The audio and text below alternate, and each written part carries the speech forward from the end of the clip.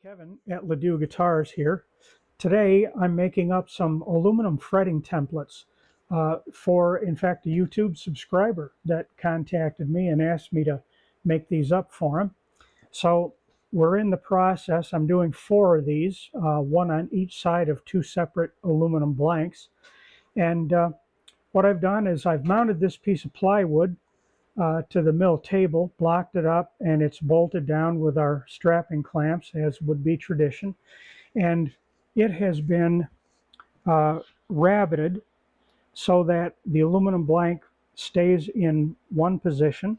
And I've also taken the liberty of screwing it down in 3 places, as well as making these little aluminum strap clamps to help hold it down. But I wanted to make sure these were in position because we can't have any movement in this thing. So it's just a matter of following a series of steps. Up here I've got the DRO to guide me, and you can see that the x-axis is at 0, which is where we're going to mill our first slot and then go from there. And simply by following this list of dimensions right here, this gives us each fret position. We mill the slots and we should have it.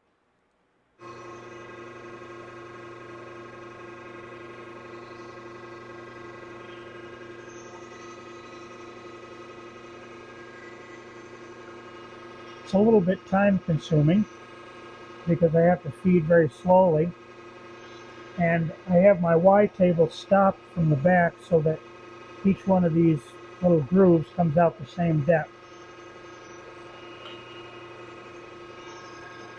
And there it is. It's that simple, and now we just move on to our next waypoint and we're done after we do, I don't know, 20 or so.